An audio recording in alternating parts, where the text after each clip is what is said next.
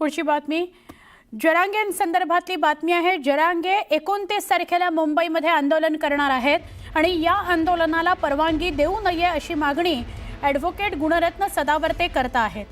या आंदोलनामुळे ऐन गणेशोत्सवात कायदा आणि सुव्यवस्थेची स्थिती निर्माण होऊ शकते असा दावा सदावर्तेंनी केलाय। गणेशोत्सवात मुंबईत जास्त लोक जमा करून जरांगे कायदा आणि सुव्यवस्थेचा प्रश्न निर्माण करतील असा आरोप सदावर्तेंनी केलाय। सदावर्ते आझाद मैदान पोलीस स्थानकात याबाबत तक्रार देण्याकरता जाणार आहेत।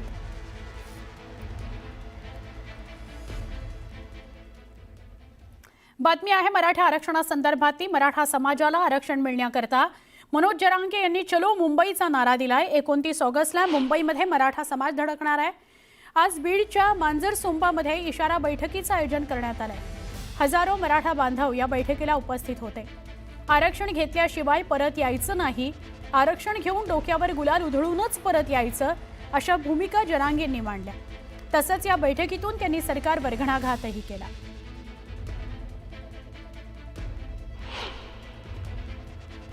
चापोळ दगडफेक करणारी ती आपल्या संघ आलेली पैदास नाही हे लक्षात ठेवा। सरकारने षडयंत्र करून ते लोक आपल्यात घातले। वेळ पडली तर त्यांना आपल्या घोषणा द्यायला लावते।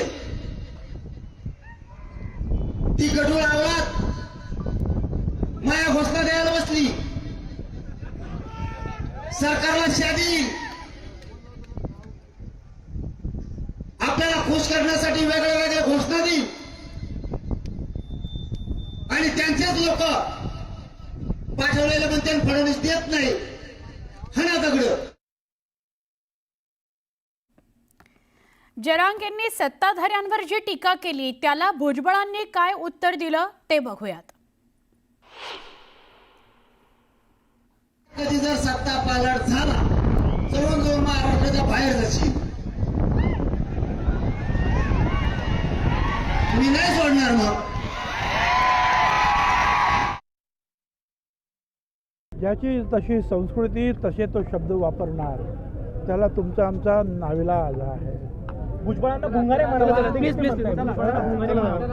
सांगितलं ना, ज्याची जशी संस्कृती तसे त्यांचे बोल असतात। फडणवीस खुनशी आहे, मराठ्यांकडनं खुन्नस काढते असं देखील म्हणता येते। अहो सगळे त्यांनी 10% तुम्हाला आरक्षण आम्ही सगळ्यांना दिलं त्यांना। ज्याची तशी संस्कृती तसे तो शब्द वापरणार त्याला तुमचा आमचा नाविलाज आहे।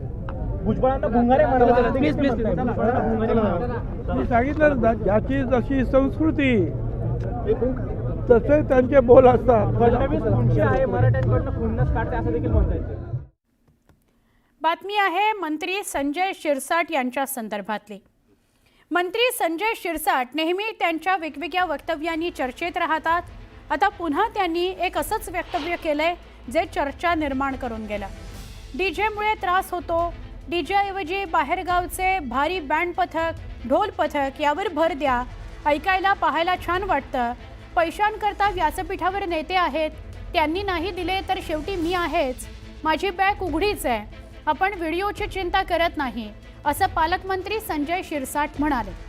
व्यासपीठावरून केलेल्या या वक्तव्यामुळे सभागृहात त्यावेळी एकच हशा पिकला, पण त्यांचं हे वक्तव्य चर्चेत आलेलं आहे। शिरसाट यांच्या या विधानामुळे उपस्थित कार्यकर्त्यांमध्ये आनंदाची प्रतिक्रिया उमटली। सांस्कृतिक कार्यक्रमांना चालना देण्याकरता ते नेहमीच तयार असल्याचा संदेश त्यांनी यावेळी दिला। पण संजय राऊत यांनी पैशानं भरलेली बॅग आणि संजय शिरसाट यांचा व्हिडिओ ट्विट केला होता। त्यानंतर संजय शिरसाट यांनी पुन्हा त्याच पैशाच्या बॅगवरून केलेलं विधान चर्चेचा विषय ठरलाय। 40 गावचं बँड मागवा ना, वैजापूरचं मागवा, पैसे कमी पडले ते सर्व लोक आहेत। आणि काही नाही जमलं तर मी आहेच, बॅग माझी उघडीच आहे।